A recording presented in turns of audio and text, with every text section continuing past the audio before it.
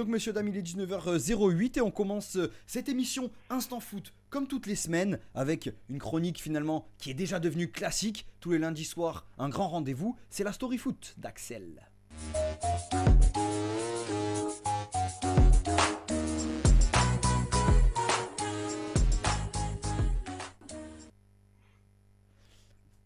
Axel, je t'en prie, dis-nous un peu ce qui s'est passé dans le monde du football cette semaine. Tout d'abord, bonsoir à tous et bienvenue à tous. Donc, du coup, dans ma chronique, la Story Foot.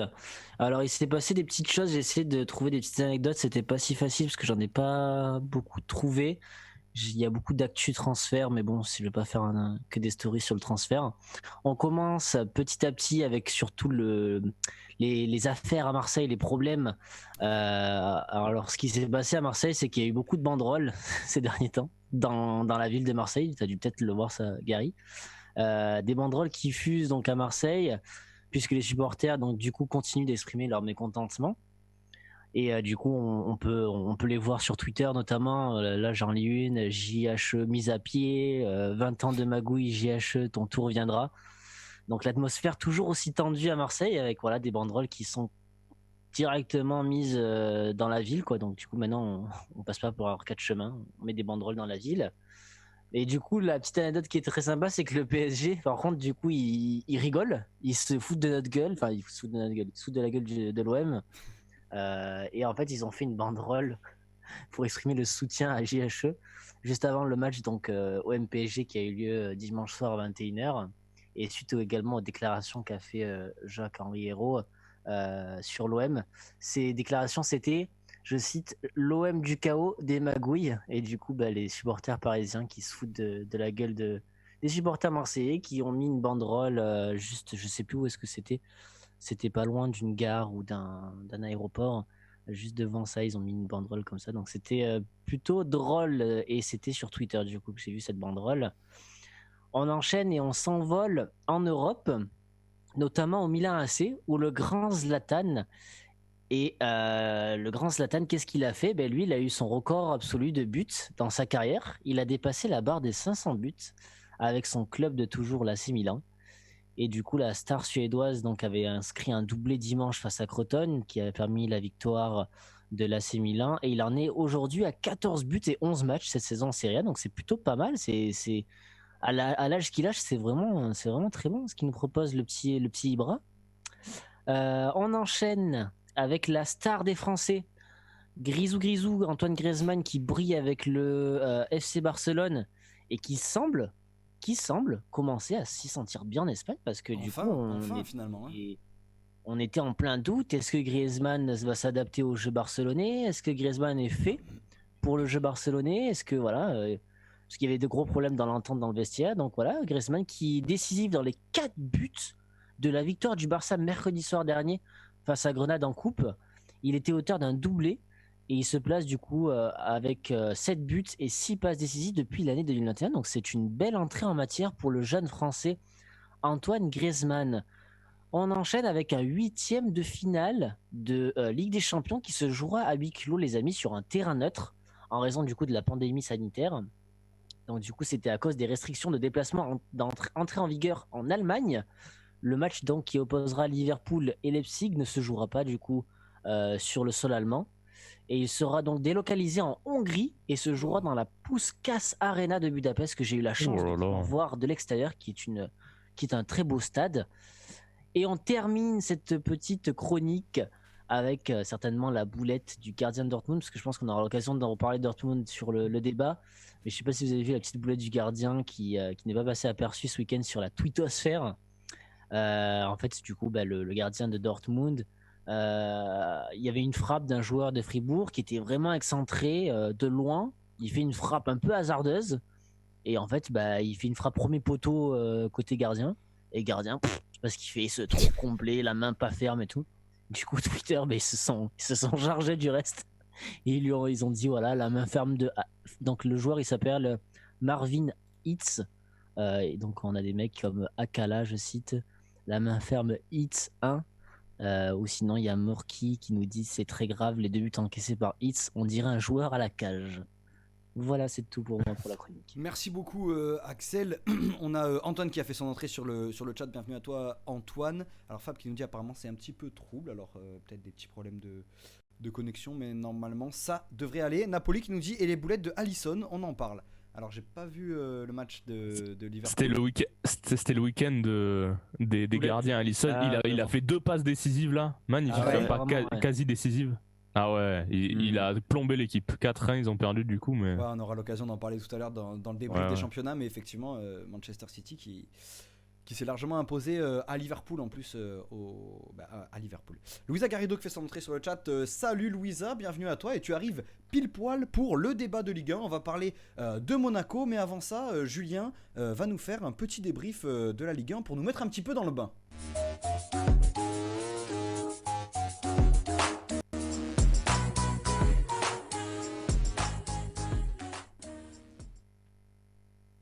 Julien, je t'en prie, dis-nous ce qui s'est passé un petit peu dans le monde de la Ligue 1 ce week-end.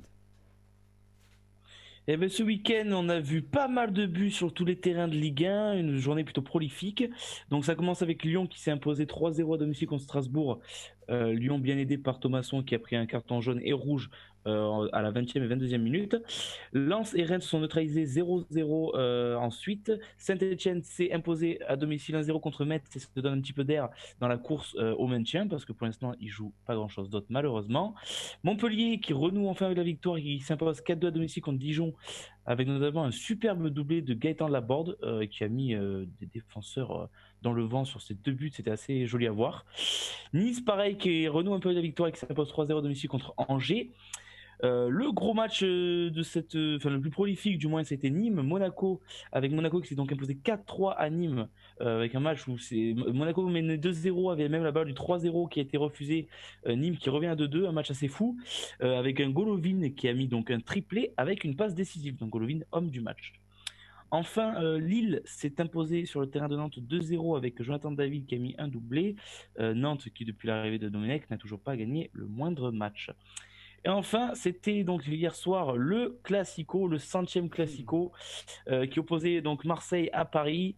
Paris qui s'est imposé donc 2-0 avec des buts de Mbappé et de Icardi. Marseille a fait quand même une très très belle performance, a même dominé le match. Ils ont pris 2 buts sur 2 contre. C'était pas forcément mérité. Au classement, donc Lille qui reste premier avec 54 points, suivi de Lyon à 52 points et de Paris sur la 3e place du podium avec 51 points, suivi de Monaco 4e avec 48 points qui creuse l'écart. Donc le quatuor de tête creuse l'écart avec la suite puisque le 5e est déjà à 10 points donc, du quatuor, donc c'est Rennes qui est en 5e position avec 38 points. On retrouve Marseille 9e avec 33 points qui est donc une situation toujours inquiétante parce qu'il y a encore 2-3 mois ils auraient pu être premiers avec des points d'avance et là ils sont quand même à désormais 21 points de la première place. Saint-Etienne est 15e et le trio de bons derniers, Nantes 18e, Dijon 19e et enfin Nîmes 20e. Merci beaucoup Julien, tu nous as parlé de Monaco tout à l'heure, on va y revenir lors du débat. Alors apparemment ça bug un petit peu, bon c'est finalement une bonne habitude ici sur la chaîne du Petit Coin que ça bug un petit peu. J'ai l'impression que ça bug pas trop non plus, donc bon, on va se satisfaire de ça. On a Margot, il me semble, qui est supportrice de Saint-Etienne, qui nous a dit on a vu gagner Saint-Étienne avec un petit emoji qui prie. Il me semble que Julien, c'est toi qui connais Margot sur le chat et il me semble qu'elle est supportrice. Oui, c'est une collègue. C'est une collègue. Donc voilà pour les petits bugs. Elle mène la vie dure comme moi qui supporte Arsenal. Hein. Aïe, oui, effectivement, Arsenal qui a encore perdu ce week-end d'ailleurs. On en parlera pas. Mais avant de parler d'Arsenal, avant de parler d'autre chose. Ah, qu'est-ce qu'il y a? Ah non, parce que moi il y avait juste un petit truc qui me faisait rire, c'est que j'ai vu beaucoup de réactions par rapport au match de Marseille-Paris, comme quoi, je veux pas animer de débat, je veux juste lâcher mon petit truc, comme quoi Marseille avait bien joué. Ouais. Voilà. Pas trop mal. On a vu pire. Non, je suis désolé. Quand Paris a pour plan de dominer le match et se fait marcher dessus, parce que Paris n'a marché que en contre. Hein. Ah non, mais je m'arrête, je m'exprime. Voilà, mais moi c'est pareil. Mais Marseille a globalement dominé le match dans toutes les stats. Ah, parce que je suis pas du même avis, mais bon, après, c'est pour ça que je me bats. Allez, on arrête là. On arrête là. Bref, On va parler messieurs, dames, on a déjà assez parlé de l'OM dans cette émission, avec toute objectivité, je le rappelle, mais on a déjà assez parlé de l'OM. Aujourd'hui, on va parler d'une équipe qui est pas si loin de l'OM, géographiquement Et Paris parlant. qui a très bien joué, pardon. Paris qui a très bien joué, Axel qui le reconnaît et qui est objectif. Mais on va parler aujourd'hui non pas de Marseille, mais d'une petite équipe pas très loin de Marseille, à quelques kilomètres sur la côte. C'est Monaco qui avait remporté le championnat, il me semble, en 2017. Arrêtez-moi si je dis des bêtises, mais en 2017, Monaco qui a remporté le championnat avec Mbappé. Hein, on se rappelle la grande époque de Mbappé quand il s'est fait connaître à Monaco. Et à partir du moment où ils ont perdu tous leurs joueurs. Ils ont perdu Fabinho, ils ont perdu Mbappé, ils ont perdu Bernardo Silva, ils ont perdu. Il y avait Moutinho aussi. Bernardo Silva. Hein. Oui, Bernardo Silva aussi était à Monaco en 2017 à l'époque du sacre de Monaco. Ah ouais. Et c'est une équipe qui depuis a été un peu dans la difficulté, mais qui a recruté un peu gros, qui a recruté des joueurs expérimentés comme Fabregas. On a aussi Kevin Volland qui a été recruté. On a aussi Gelson Martins. Oui, Martins, c'est le portugais qui a été recruté aussi. Mais ça n'a pas donné grand chose depuis déjà 3-4 ans. Ça donne pas grand chose. Mais en ce moment, Monaco, et du moins en 2021, pour l'instant, c'est aucune défaite. 7 victoires consécutives. Pour l'instant, ils sont à 9 matchs sans aucune défaite. Donc 8 victoires et un nul. Donc on a une attaque de feu avec Ben Yedder toujours en forme, qui à l'époque était associé à Slimani, mais qui aujourd'hui est associé à Kevin Volland, Volland qui est déjà à 12 buts, Ben Yedder est à 11 buts, donc une attaque de folie. Et donc depuis, et comme je le disais tout à l'heure, Fabregas, Martins qui ont été recrutés, Golovin aussi, tu disais Julien qui a mis un triplé ce week-end. Donc ils ont un effectif pour le faire, ou du moins pas forcément pour devenir la meilleure équipe du monde, la meilleure équipe d'Europe, même la meilleure équipe de France, mais en tout cas ils ont un effectif qui permettrait à Monaco d'être dans le top 1, dans le top 2, dans le top 3 du classement français. Et jusqu'à maintenant on les voyait pas au top, et là enfin ils réagissent, enfin ils commencent à gagner. Ils sont déjà sur aucune défaite, aucun nul, seulement des victoires en 2021. Par exemple, on va aller chercher l'avis de Yannick, notre expert Ligue 1. Yannick, pourquoi Monaco réussit enfin à construire un effectif, à avoir un effectif qui va gagner tout simplement? Bah écoute, pourquoi je pense que les solutions, elles se trouvent juste dans la gestion du club en fait, parce que on se rappelle au début quand les nouveaux investisseurs sont arrivés à Monaco, ils ont investi énormément, ils ont recruté des super joueurs, sauf qu'après ils ont tout revendu. Et en fait j'ai l'impression que pendant un certain nombre d'années, Monaco c'était un peu comme une entreprise. Ouais. C'était juste dans le but de gagner de l'argent, tu vois, ils achetaient les joueurs pour les revendre plus cher, Ouais. et ils gagnaient de l'argent. Et du coup, il n'y avait pas un effectif qui se mettait en place avec des cadres vraiment qui restaient d'année en année. Et là, j'ai l'impression que ils ont enfin trouvé un socle. Déjà, ils ont bon, après Jardim, c'était un peu compliqué. Là, ils ont réussi à trouver un entraîneur qui tient la route.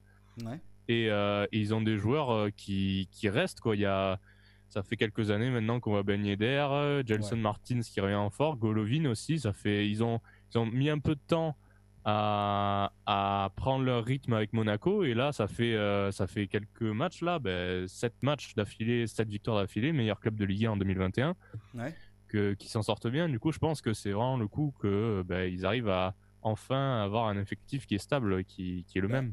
C'est vrai que jusqu'à maintenant Monaco c'était vraiment histoire d'un passage quoi. On reparle de 2017, l'année où ils ont été sacrés champion de France. Monaco, Mbappé il est parti directement, Bernardo Silva est parti directement, Fabinho aussi. Enfin ils ont perdu, il y avait Benjamin Mendy même à l'époque.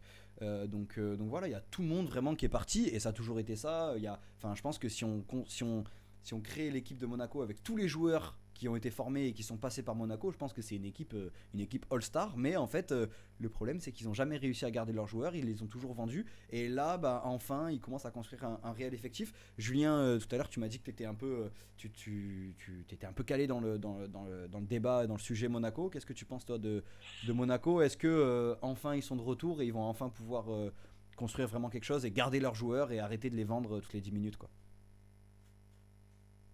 C'est ce qui me fait un petit peu peur, parce que voilà, c'est comme a dit un peu Yannick, quand ils sont arrivés en Ligue 1, ils ont fait une excellente saison, il n'y a rien à dire, mais Ouais, les présidents sont vraiment dans un peu le business, quoi. Vraiment, on fait exploser des joueurs comme Mbappé, Silva, James et tout.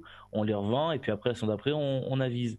Donc en soi, les premières saisons, ils avaient donc été champions et après, ils avaient réussi à gagner des bonnes places. Mais après, en 2018-2019, rappelons-nous qu'ils ont fini 17e à 2 points de la relégation. Ouais. Donc là, ils C'est sont vrai. ils sont en construction. Ça fait que 2 saisons qui s'en sortent un petit peu mieux. Donc, c'est à voir. Ils ont les joueurs pour. Ils arrivent à lier la jeunesse et l'expérience avec un très bon entraîneur qui est quand même passé par le Bayern et tout. Faut pas non plus le nier. Donc, ils ont toutes les cartes en main pour faire une bonne saison. Après, ouais, ça va être dans la gestion de l'effectif parce qu'on sait que sont plus, ils ont un effectif très très important. Chaque année, on entend parler d'un dégraissage massif à Monaco. Donc à voir, faudra voir sur les saisons qui suivent, voir s'il y a une certaine stabilité qui est trouvée, autant chez les joueurs chez les dirigeants, parce que voilà, ils ont des joueurs qui connaissent la Ligue 1. Je prends l'exemple de Ben Yedder, etc. Je veux dire, ça, Lecomte en gardien. Donc tu as de l'expérience, tu as des jeunes comme Golovin et tout, Voland, etc. Donc tu as de quoi faire. T'as de quoi faire. Bah effectivement, tout va passer par cette gestion des transferts des joueurs et essayer de pas faire partir. Et je pense qu'un des cadres et une des raisons pourquoi Monaco revoit un peu le jour, c'est un Ben Yedder. C'est un Ben Yedder qui chaque saison, on l'oublie, hein, mais il est jamais titulaire ou sélectionné. Enfin, il est très peu souvent sélectionné en équipe de France. Donc à l'échelle française, en tout cas, on le voit pas trop dans le paysage footballistique français. Mais c'est un joueur, toutes les saisons, il est au top. Alors, je me rappelle avec Slimani il y a encore 2 ans, on disait que c'était une des meilleures attaques de Ligue 1. Les deux, ils faisaient que tabasser. Et là, c'est pareil, ils sont à 11 et 12 buts. Donc en fait, Ben Yedder, avec n'importe qui, tu peux l'associer avec n'importe qui, il marquera toujours et il sera toujours fort. Et c'est comme ça, c'est des joueurs comme ça qu'il faut à Monaco pour enfin créer une équipe et enfin créer quelque chose qui tienne la route pour construire une réelle équipe. Voilà, Parce que après, le problème, c'est la défense, parce que là, et c'est la deuxième pire défense du top 10 actuel de ouais, Ligue 1. comme le Là. disait Ils Margot, prennent disait il nombre de faut buts. qu'ils se, il Voilà, faut c'est qu'ils se ça, je consolident en rebondis défense, sur ce quoi. qu'elle a dit. Voilà, ouais, parce que voilà, bon, après, ils ont la deuxième meilleure attaque, mais ils ont Bah une des ça a pires toujours défenses été de ça, Ligue j'ai 1 l'impression actuellement. que Monaco, à chaque fois qu'on les voit jouer, c'est des gros scores parce que bah ils en prennent beaucoup, mais en même temps ils en mettent toujours plus, quoi. Ils gagnent parce qu'ils en mettent plus, mais au final ils en prennent quand même beaucoup. Voilà, Et après, c'est sûr que c'est un peu une mentalité à la Bielsa aussi. Bielsa, lui, il a toujours dit qu'il gagnera un match parce qu'il marquera plus que l'adversaire. Donc en soi, je veux dire, tant que tu gagnes, je veux dire, ça devient pas un problème. Mais si après tu perds parce que voilà, tu fais telle erreur défensive ou quoi, ça peut être problématique pour la suite du championnat et pour la poursuite de leurs objectifs. bah, merci beaucoup, messieurs, dames. On ira chercher l'avis d'Axel tout à l'heure pour parler plutôt de Dortmund. La conversation est en train elle va bientôt se couper dans 3 minutes, donc on change de discussion. Et puis on enchaîne avec le débrief de la Bundesliga. On va parler de Dortmund, de Haaland, etc. On fera un petit débrief des autres championnats dont on n'a pas parlé. Et on finira sur le quiz, messieurs, dames, où bien sûr vous pourrez participer et vous pourrez échanger avec nous. On change de conversation, on revient tout de suite. D'ailleurs, messieurs, dames, parce que oui, on change de conversation, mais moi je vais rester avec vous. N'hésitez pas à réagir sur donc le débat Monaco. Est-ce que vous voyez Monaco comme une grande équipe de Ligue 1? Est-ce qu'aujourd'hui on peut considérer Monaco comme un club, un gros club comme Lyon, comme Marseille, comme Paris principalement? Est-ce que vous trouvez que Monaco il fait partie du top 5 des plus grosses équipes de Ligue 1 de l'histoire de Ligue 1? C'est quand même une équipe qui a été en demi-finale, une équipe qui a été en finale aussi à l'époque de Ligue des Champions, qui a gagné des titres. Qu'est-ce que vous pensez un petit peu de Monaco? Dites-moi, messieurs, dames, pendant que je change tranquillement de conversation. Je lirai vos messages juste après. Parce que moi j'ai l'impression que Monaco ça a toujours été une équipe, voilà, elle est là, mais c'est jamais très convaincant. Ça passe toujours par des phases compliquées, des phases où il n'y a plus de joueurs, des phases où il n'y a plus rien. Paris, Lyon, Lille, Monaco. Oui, effectivement, il y a Lille aussi. Il y a Lille Lille justement qui jusqu'à maintenant n'était pas trop une grande équipe de Ligue 1 jusqu'à il y a 4-5 ans et qui là commence à vraiment se créer une place en Ligue 1, même qui à l'échelle européenne qui commence à avoir des vrais résultats aussi. Donc pas assez régulier pour l'instant. Ouais, voilà, c'est aussi le problème de Monaco, c'est que bon, pour l'instant, depuis quelques années, c'est pas encore assez régulier, même s'il y a eu un titre. Forcément, c'est pas assez régulier et même l'effectif n'est pas assez régulier, comme disaient tout à l'heure les chroniqueurs, il n'y a pas assez de cadres qui restent pour pouvoir vraiment créer une grosse équipe, quoi. Actuellement, oui, clairement, ils sont très forts maintenant, à voir s'ils confirment. Oui, voilà, c'est souvent ça aussi, hein, et c'est souvent ça avec les joueurs, les équipes en général. C'est des bonnes périodes, mais voilà, ça peut aussi flancher à un moment. Et d'ailleurs, en parlant de flancher, on va parler d'une équipe qui flanche un petit peu en ce moment. Belle transition de ma part. Une équipe qui flanche en ce moment, c'est en Allemagne, c'est Dortmund qu'on a vu aussi à un très très très haut niveau. Alors quelqu'un va peut-être me rappeler la finale contre le Bayern qu'ils ont perdu mais qu'ils ont joué en finale contre le Bayern. C'était 2014, 2015, quelque chose comme ça, il me semble. Le 13, 14 2013. Bon bref, 13, en tout je cas crois. c'était Ouais, il y a presque 10 ans. Ouais, j'ai pas l'info. Dortmund qui était Je crois que c'est 2014. Je crois que c'est 2014, 2013 ou 2014 en tout cas, bon bref, on s'en fout. Mais tout ça pour dire qu'à un moment c'était une très très très grosse équipe et une équipe qui a un très gros effectif et on va en parler juste après. Mais d'abord, Yannick nous fait le débrief de la Bundesliga.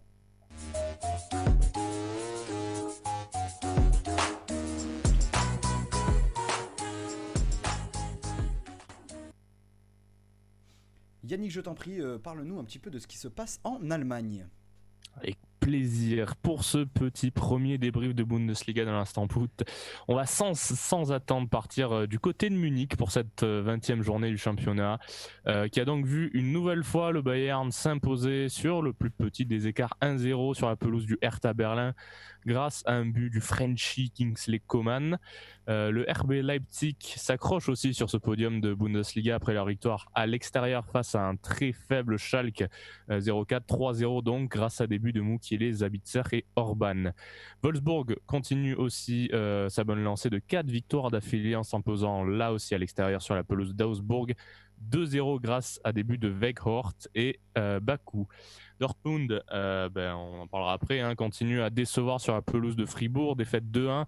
Et donc, une troisième défaite en 5 matchs pour le Borussia Dortmund au classement. Le Bayern Munich est bien entendu toujours premier et très bien parti pour remporter un 9e titre de champion d'affilée avec ses 48 points et ses 7 points d'avance sur le second. Leipzig avec 41 points. Donc, Wolfsburg est troisième avec 38 points. Derrière, Bielefeld et Mayence sont 18e et 19e, tandis que Schalke se rapproche doucement mais sûrement de la relégation, déjà à 9 points du premier non relégable. Ça me fait un peu de peine de voir que ce club en est là aujourd'hui. C'est tout pour cette 20e journée en Allemagne. Merci beaucoup Yannick, tandis qu'Antoine sur le chat nous dit très grosse transition, un vrai grand streamer. Alors je me permets de le lire parce que ça me fait quand même assez plaisir. Merci beaucoup Antoine, tandis que Yonko et Margot nous confirment qu'effectivement la finale Dortmund-Bayern, la finale 100% allemande, c'était en 2013. Jama, je crois que tu as un petit problème de caméra, en tout cas de mon côté elle n'est pas activée. Ah oui. Effectivement. Du coup, voilà. Excusez-moi. Voilà, on veut le voir le plus beau. Bref, messieurs, dames, on va parler du coup de Dortmund. Alors moi, je le disais à mes chers chroniqueurs, et je vous le dis aujourd'hui à vous le chat, aujourd'hui on est transparent, aujourd'hui on est une grande famille, et aujourd'hui on se doit se dire les choses. Et j'ai l'impression que je suis un peu un footix, finalement. Un petit peu un noob, un petit peu un mec qui comprend pas grand-chose, et finalement je vais un peu endosser ce rôle dans cette émission, de celui qui comprend pas et celui qui cherche à poser des questions. Et mes chroniqueurs doivent un peu m'expliquer. Donc moi j'ai regardé un petit peu Dortmund, on m'a dit Yannick, ou c'est Julien ou Yannick qui nous a proposé le sujet de Dortmund et qui nous a dit ça va plus à Dortmund. Alors moi je suis allé regarder tranquillement, j'ai vu que Dortmund effectivement, comme nous l'a dit Yannick, a perdu ce week-end, qu'ils étaient 6e au classement, donc j'ai pas trouvé ça trop dégueu. Mais j'ai aussi vu un effectif avec Sancho, avec Haaland, avec Reus, donc des joueurs quand même de classe internationale.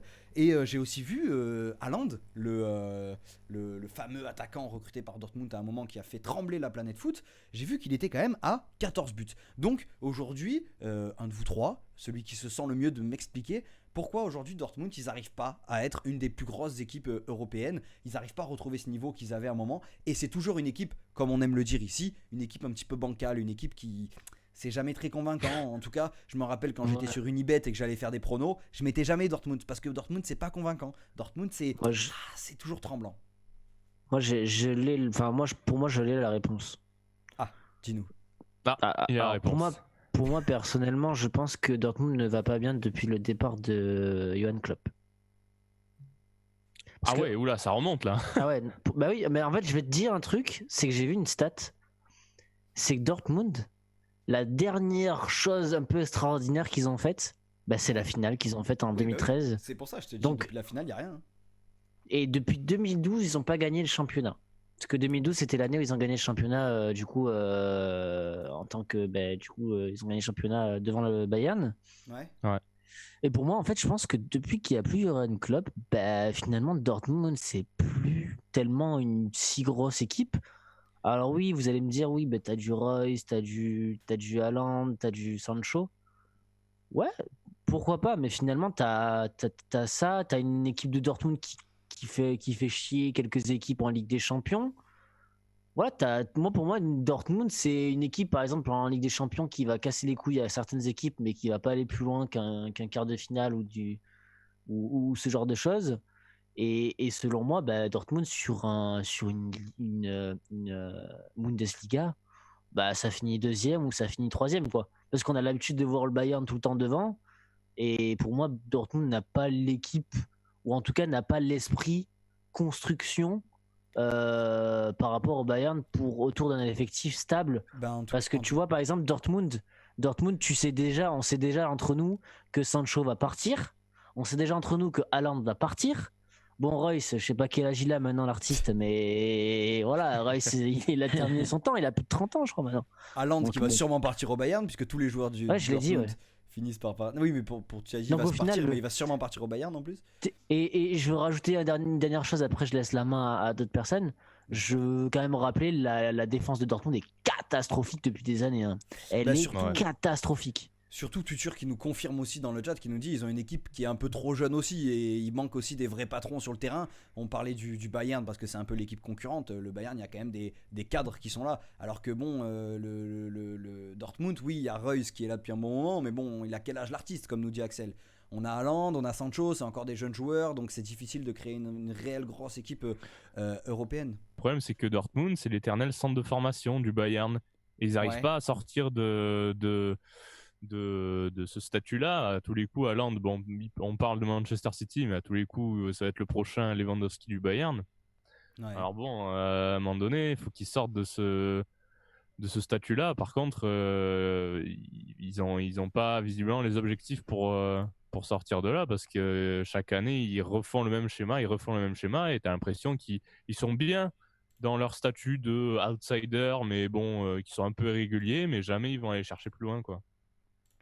Ouais, effectivement, c'est un peu finalement pas le même problème que Monaco, mais ouais, ça, c'est un peu un centre de formation pour les équipes de Bundesliga et partout en Europe. Et par contre, moi, il y a quelque chose que je voulais signifier avant de donner la parole à Julien pour clôturer ce débat. On a quand même un Haaland qui a 21, 22 ans aujourd'hui, je sais pas exactement, mais il est quand même à 14 buts sur une équipe qui va mal, sur une équipe qui va pas bien, il reste quand même à 14 buts. Et je trouve quand même que c'est quand même un très très bon attaquant. Et et qui justement, reste quand tu même m'apportes mais ce que je voilà, veux la parler. transition. Imaginez, je me fais même plus des transitions à moi-même, je fais des transitions à mes chroniqueurs. Imaginez le talent de Ça, cette c'est émission. incroyable. C'est Moi, je incroyable pense que ce s'il qui n'y se avait passe. pas de problème de connexion, on serait premier stream France. Mais vraiment, je le dis honnêtement. Julien, je t'en pense prie, aussi. dis-nous un petit peu ce que t'en penses, et particulièrement de Haaland. Ben, tu parles de Haaland, voilà, parce qu'on critique, enfin vous critiquez beaucoup la défense de Dortmund, mais l'attaque, tu enlèves Haaland. Dites-moi votre avis, qui est le second meilleur buteur de Dortmund et avec combien de buts? Ben, je crois que j'ai regardé tout à l'heure, il doit y avoir quelqu'un. Pas milieu avec de deux terrain, buts. là, comment il s'appelle? Ah merde, on m'a pas entendu, j'ai dit Hummels. Ça va, toi aussi. Milieu de terrain, là. Ben, rigole pas, rigole. Alors, Emre Can. Emre Can. Jama, c'est très très drôle que tu me dis ça, parce que le second meilleur buteur, c'est C'est un Sancho, défenseur. Reus, Reina et Hummels à 3 buts. Wow, c'est Donc en Voilà, fait, donc je veux dire- à part Haaland, il n'y a personne. Voilà, c'est ça, ils sont totalement dépendants de Haaland. Si Haaland ne marque pas, ils gagnent pas. Mais Royce, ça fait des années que c'est plus très bon, Royce. Hein. Royce, ça doit peut-être Bah, arrêter Reus, le oui, bah, football, c'est les blessures malheureusement, mais je veux dire, hein. Ouais, je Reus, pense qu'il il doit fait le arrêter. taf, je veux dire, il a 3 buts, il est quand même à 4 passes D, il a Sancho à 7 passes D, je veux dire, il apporte ce qu'il peut. Mais je veux dire, derrière Haaland, tu as personne. Moi, je regarde leur match, franchement, c'est super beau à voir jouer, mais il dépend Ah non, oui. de Haaland. Ah oui, c'est beau à avoir joué Dortmund offensivement. C'est-à-dire Ah oui. qu'offensivement, ça va quand même assez vite. T'as de la percussion sur les côtés, t'as du Voilà, Royce clairement, qui t'apporte des ballons. Mais ça Mais t'empêche défensivement, c'est comme. Tu regardes le Bayern, je veux dire, les buteurs, ça se suit à l'appel, quoi. Je veux dire, t'as Lewandowski, mais derrière, t'as Müller qui assure avec 10 buts, 10 passes D, t'as du Moi, monde je suis derrière, d'accord quoi. avec toi. Et moi, je pense qu'il y a un problème aussi pour le Dortmund cette année, que je suis allé voir tout à l'heure. Les supporters, à domicile cette année, Ah oui. Dortmund, ils sont Oui, bien 9e à domicile. Bien sûr. Ils sont seulement 16 points en 9 matchs. Alors, je veux dire, à domicile, avant, c'était la team, le quoi. mur jaune. La bête noire. Bah oui, bien sûr. C'était comme l'Atlético à domicile, c'était intouchable. Et Donc voilà, je pense malheureusement les points qui auraient permis d'être sur le podium actuellement, c'est les points qu'ils ont perdus à domicile cette saison. Bah, effectivement, et puis on espère voir Dortmund parce que c'est une équipe qui fait plaisir. Et puis même s'il y a le Covid, on se rappelle le mur jaune, etc. Les grands supporters de Dortmund, ça fait un peu. C'est dommage de voir cette équipe aussi bas. Et surtout une équipe qui est avec le leader qui est Haaland, qui est déjà à 14 buts, qui est un monstre, qui a déjà 21-22 ans et qui est monstrueux. C'est dommage que derrière ça suive pas. Mais effectivement, comme disait tout à l'heure Tutur, il nous faut des cadres. Et une fois de plus, comme dit beaucoup de gens dans le chat aussi, défensivement, il va falloir faire une modification, mettre des cadres, mettre quelque chose, faire quelque chose défensivement, comme on parlait de Monaco aussi tout à l'heure. Yonko qui nous dit en Ligue des Champions, je pense qu'ils vont faire mal. Bah écoute, on verra, mais bon, le problème, comme disait Julien aussi, c'est que cette équipe, elle peut pas seulement reposer sur Haaland, même s'il est monstrueux et ils peuvent pas reposer seulement là-dessus. Messieurs, dames, Axel nous a préparé un quiz. Il commence l'émission merveilleusement bien. Ce soir, il va la finir merveilleusement bien. Et j'étais en train d'oublier ma chronique, que j'ai mis du temps à écrire quand même. Eh oui. Donc je vais quand même faire ma chronique, puisque quand même on n'est pas là pour faire n'importe quoi, messieurs, dames. Et je vais vous faire un petit débrief avant d'entamer le quiz de Axel Jama. Je vais vous faire un petit débrief des autres championnats. Qu'est-ce qui s'est passé en Europe dans les championnats dont on n'a pas encore parlé. Et donc du coup on commence ce petit débrief des autres championnats européens par la Liga. Le Real Madrid s'est imposé 2-1 à Huesca et maintient sa 3ème place à égalité de points avec le Barça qui s'est lui aussi imposé sur la pelouse du Betis grâce à un but dans les derniers instants du match. Séville cartonne 3-0 face à Getafe, tandis que Villarreal n'empoche qu'un petit point avec un nul de partout à Elche. L'Atlético qui jouera ce soir face au Celta Vigo reste largement premier avec 50 points et 2 matchs en retard. Le Barça et le Real suivent les Colchoneros avec 43 points chacun, suivi d'un petit point par le FC Séville. On remonte au nord, et on part en Angleterre où le match du week-end se déroulait à Liverpool qui s'est incliné 4-1 face au premier du classement Manchester City. Leicester reste sur un score nul et vierge à Wolverhampton, tandis que Chelsea et Tottenham ont décroché les 3 points face à Sheffield et West Brom. Manchester United se fait accrocher par Everton et reste sur le score de 3-3. City creuse donc l'écart et comptabilise 50 points, soit 5 d'avance sur United avec un match en retard. Malgré le nul 0-0, Leicester reste 3ème du classement avec 3 points d'avance sur Liverpool. Liverpool qui compte désormais 10 points de retard sur City. On termine avec l'Italie et les têtes du classement confirment ce week-end avec une victoire 2-0 de l'Inter, 4-0 pour l'AC Milan et 2-0 pour la Juventus qui remporte son match à domicile face à l'AS Roma. La Lazio profite de la défaite de l'AS Rome pour prendre la 4ème place avec une victoire 1-0 face au 18e Cagliari. L'AC Milan reste alors premier avec 49 points, suivi de son rival l'Inter à 47 points. La Juve clôture le podium avec 42 points, suivi de la Lazio et l'AS Rome, donc en Italie, un classement qui n'a pas énormément changé, et c'est d'ailleurs Cristiano Ronaldo qui reste meilleur buteur de Serie A. Donc voilà, c'était pour vous, si vous avez raté l'actualité du week-end dans les autres championnats, en Serie A, en Serie A, en Liga et en Première Ligue, c'était pour vous faire un petit débrief. Et donc je le disais tout à l'heure, il commence cette émission merveilleusement bien avec la Story Foot et aujourd'hui il la termine avec le quiz. Il nous a préparé un quiz spécial Legends, un quiz All Stars. C'est Axel Jama, je t'en prie mon jeune, et d'ailleurs il y a un petit jingle, donc on écoute le jingle et puis après on attaque le quiz.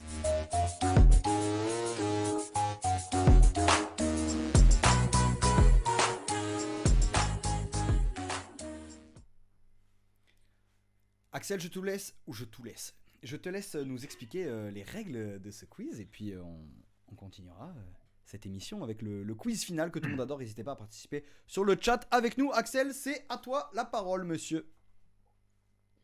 Alors, du coup, sur ce petit quiz que je vous ai concocté, cette semaine, on sera sur un quiz des légendes du football. Je sais que vous aimez ça, vous aimez les grands joueurs qui ont marqué l'histoire du football français et européen et mondial. Du coup, on va commencer avec des questions relativement plutôt, certes, on va dire moyen. C'est assez dur, mais ça passe. Il n'y a pas de quiz, c'est-à-dire que c'est des questions où à chaque fois, je vais vous donner plusieurs choix de réponse. Okay. Il faudra donner la bonne réponse. Ça vous fait 3 points si c'est répondu bon. Pas de bonne réponse, c'est 0 points. Et à la fin, on terminera par une petite question de rapidité.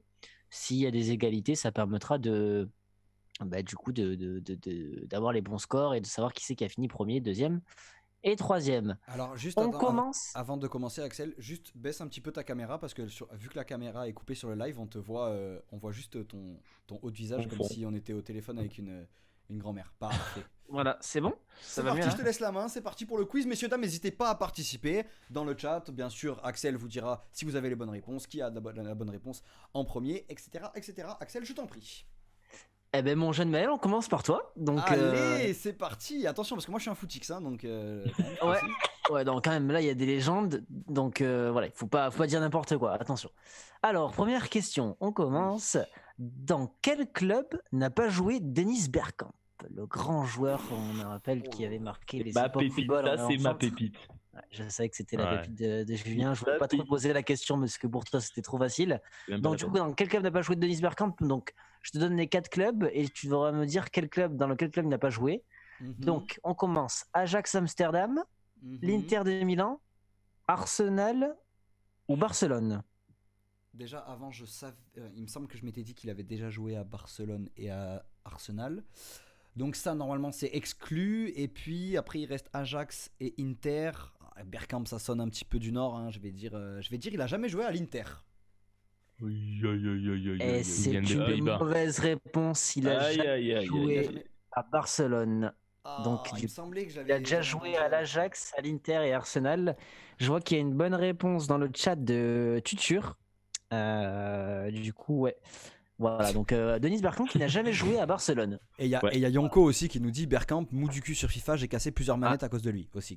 Il est fada, c'est le meilleur joueur, il est fou, il est fou. Oui, mais Il- oui, il est c'est. pas Alors bon, oui, FIFA, Je moi, m'en je trouve. fous, meilleur joueur dans la vie, meilleur joueur sur FIFA, terminé. d'accord, Julien. Très bien.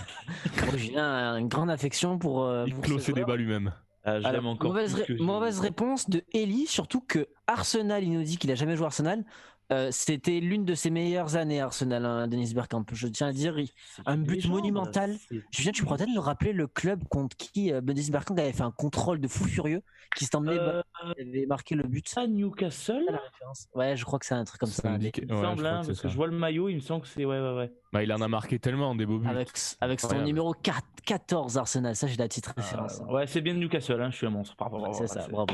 Bravo Julien qui Ma est pépite. vraiment fan de ce joueur. Eh ben du coup Julien, on enchaîne avec toi, parce que la prochaine question est pour toi. Alors, à quel âge Mhm. Michel Platini a-t-il mis fin à sa carrière de joueur? Bon, Je te donne les c'est compliqué, ça. 4 choix. Ouais. À 30 ans, à 32 ans, à 34 ans ou à 35 ans? À quel âge il Alors a là. terminé sa carrière? Redis les dates. À quel âge Michel Platini a-t-il mis fin à sa carrière de joueur? Donc soit à Ouais. 30 ans, soit à 32 ans, soit à 34 ans, soit à 35 ans. Je rappelle que Alors 34, 35, ça fait Platini trop vieux a pour terminé sa l'époque. carrière à la Juventus de Turin. 34, 35, ça me paraît trop vieux. 30, ça presque trop jeune. Ouais, je vais mettre l'entre-deux, je vais dire 32. 32 Bonne entre réponse de Stigmou. J'aurais dit ça aussi, moi. Et c'est Ouais, une ouais. bonne réponse pour Julien Gigondan. Plus 3 points, il a mis fin à sa carrière à l'âge de 32 ans, Michel Assez Platini. jeune, deux. Quelle année du coup? Assez À la jeune, Juventus finalement. de Turin. Alors, Ben après, ouais, pour l'époque, Je ça sais m'étonne pas pas, tu vois. L'époque, je veux dire, ils étaient pas prêts physiquement à tenir aussi longtemps. je vais te dire en quelle année, parce que j'avais marqué la référence, mais voilà, je l'ai perdu. Donc, je vais ben, te ça dire ça tout de suite. Il a mis fin donc à sa carrière en 1987, si je dis pas de bêtises. 1987. Il y avait Ouais, donc c'est bonne jeune, j'aurais réponse oublié de pareil. Sigmou et bonne réponse de José, du coup. Non, Eli, pardon. c'était Voilà. Eli qui a On a trouvé. entendu un ouais. On a entendu, Ouais. ouais. Ouais, c'est les choix du direct. Yannick, on enchaîne avec Oui. toi, mon petit Yannick. Un néerlandais, pour te faire plaisir. En Aïe, ça, quelle c'est année gentil. Clarence Seedorf est arrivé à l'AC Milan? Alors, plusieurs choix d'années. 1999, 2000, 2002 ou 2004? Je vais dire 2004. C'est ta dernière réponse? J'étais entre 2002 et C'était sa 2004, dernière réponse, mais maintenant il a un doute du coup. Ouais.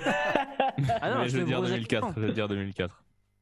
Et c'est une mauvaise réponse Aïe, aïe, aïe. de Yannick sur un joueur néerlandais. Clarence Seedorf est arrivé en 2002 à l'AC Bravo, Milan, Tutur. exactement. Putain. Bravo, Petit Tutur. Bravo, Ouais, Tutur. bravo Tutur, bravo à toi. Aïe, aïe, aïe. Donc du coup, Je me redresse, je me Rectificatif redresse. sur ces premières questions. Donc, Maël est à 0 points, Julien est à 3 points et Yannick à 0 points. Et Yonko qui nous dit j'y vais, à la prochaine les gars, bonne fin d'émission. Merci beaucoup Yonko et puis Merci, à la prochaine, Yonko. rendez-vous lundi prochain. Bonne Je t'en réponse prie. de Margot aussi. Alors, Maël, c'est à toi. Prochaine question. Combien de buts a inscrit Jean-Pierre Papin en sélection nationale donc pour l'équipe de France, en équipe A? 24, 30, 39 ou 43 non, pardon, 24, 31, 39 ou 43? 24, 31, 39 ou 43. Ouais. Tu m'as dit qui? Jean-Pierre Papin, combien de buts Papin il a inscrit avec l'équipe de France? Redis-moi les deux premières, les plus basses. 24 et 31. Je vais dire 31. Non, je vais dire 24. Je vais dire 24. Je vais dire 24. Je vais dire 24. 24.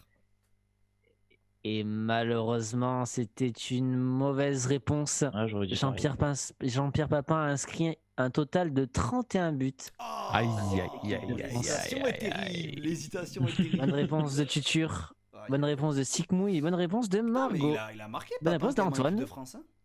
Il a en équipe de marqué France. avec l'équipe de France. Hein. Il a quand même inscrit son petit score, score de but. Alors, on va enchaîner avec Julien Gigondin. Ouais. Alors là, ça remonte. Hein. C'était une star aussi, je me rappelle, sur PES 2006 notamment. C'était un joueur Oula. exceptionnel. Le jeu qui m'a formé, ça. Ah ouais. Quel était le numéro donc de maillot de Pavel Nedved à la Juventus de Turin? Le numéro 10, le numéro 21, le numéro 11 ou le numéro 22? Alors, redis-moi tout, le numéro. Alors, du coup, je répète la question. Quel était le numéro de maillot de Pavel Nedved à la Juventus de Turin? Le numéro 10, le numéro 21, le numéro 11 ou le numéro 22? Ah, attends. Bonne réponse d'Arthur dans le chat. Bonne réponse de Stigmou. Je me suis trompé. Ben 11. Enfin, j'ai fait Bonne au ploum-ploum, ça tombe sur Bonne réponse 11. de Margot. Tu as dit Julien? Ça tombe sur le 11, mon ploum-ploum. Et J'en ai c'est aucune une idée, hein. bonne réponse de Julien Gigondin. Mais Il je avait suis le cocu numéro jusqu'au bout. Hein. de Pavel Nedved. 11, j'aurais dit Voilà, 21, moi je sais pas pourquoi, c'est dans ma tête. Putain, je suis c'est 21. heureux du Moi heureux aussi, au jeu je en ce pensais moment, que c'était le incroyable. numéro 21 et ça portait à confusion. Moi, j'ai vraiment fait Question de ploum-ploum. bâtard. Vraiment, j'en ai aucune idée. Donc du coup, ça fait 6 points pour le jeune Gigondin qui s'envole en tête, du coup premier du classement. Et malheureusement, ex aequo, 0 points pour Yannick et 0 points pour Maël. Mais Yannick, Moi, tu je as suis la un possibilité footix, moi. de prendre 3 points.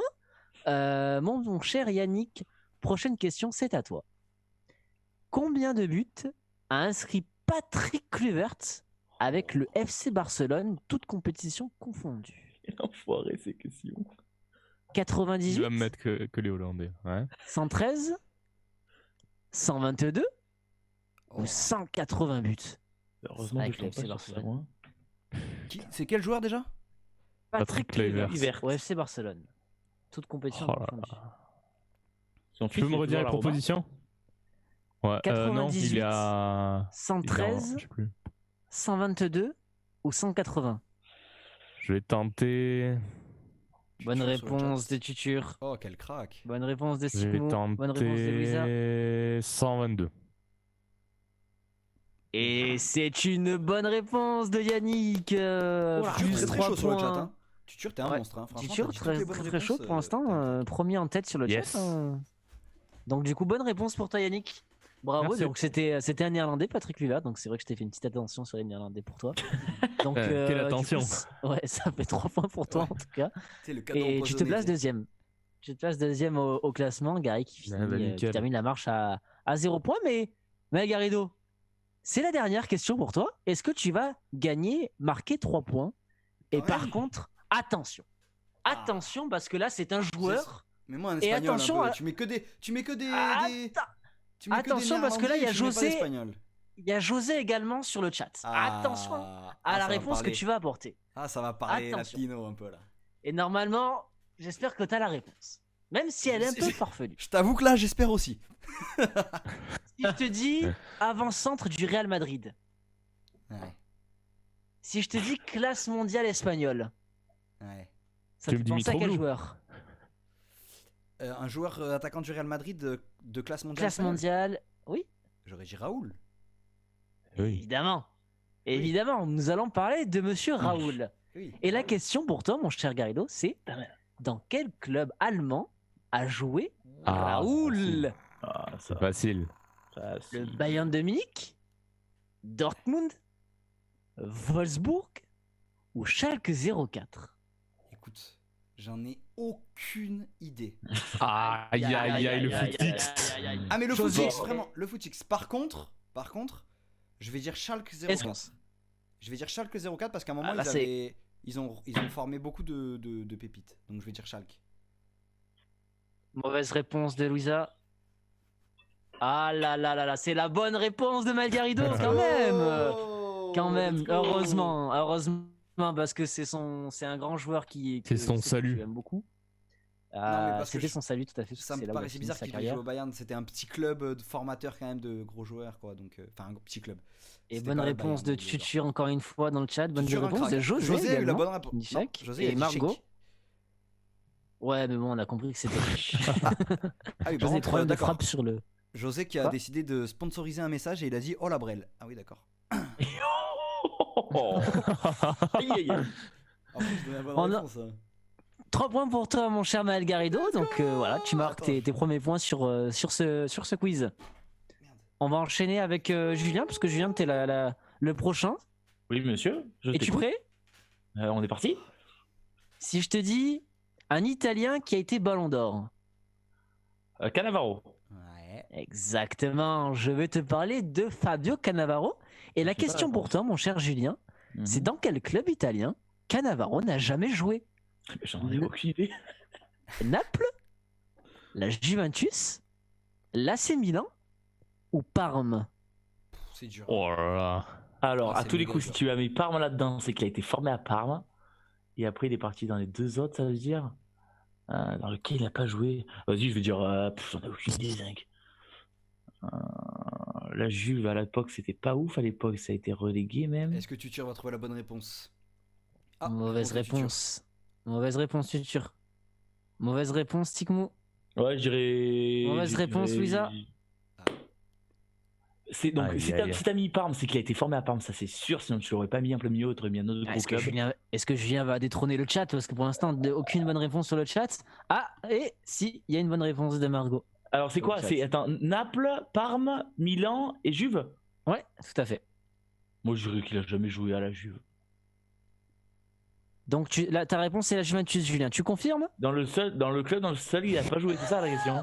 Oui, c'est ça. Dans quel club n'a jamais joué Et quand- Fabio Cannavaro? Ben ouais, je pense la Juve, parce que la Juve, à ces années-là, là où il a été les Ballons d'Or, il me semble qu'ils ont. Soit ils étaient relégués, soit ils l'ont été un peu avant ou un peu après. Donc je dirais la Juve. Tu dirais la Juve. Je dirais la Juve. Aïe, aïe, aïe. Aïe. Aïe, aïe, aïe. Aïe, aïe, aïe, aïe, aïe. C'est une mauvaise réponse, Julien Gigondin. Aïe. Fabio Cannavaro n'a jamais joué à l'AC Milan durant toute sa carrière. Mais il a joué à l'Inter. Il en a, plus, joué à non il a joué à la Juventus pour la saison 2009-2010. Il a Mhm. joué également, Maël Garrido, bonne réponse, à l'Inter de Milan à la saison 2002-2004. Il a joué à Parme entre c'est la ça. saison 1995 et 2002, Ah, c'est ça, c'est le club qui a fait. là où il a joué le plus de matchs. Et il a joué juste avant son premier club à Napoli, le Naples, donc Naples, oui, Napoli. 1992 à 1995. Voilà, Wow. mon petit Jamais. Julien Gigondin. Donc ça fait pas de points sur cette question. Ouais, faut pas Donc que je tout dise est possible. avant. Tout est possible Ouais, avec toi, je vais tout Yannick. donner, là. Tu Ouais. peux égaliser. Le monsieur Julien Gigondin. Et attention, parce que là, s'il y a des Africains sur le chat, attention. Ah, ça tombe bien, j'en suis un. Ça Ça c'est. parle des taureaux. Ça parle des taureaux, je suis sûr.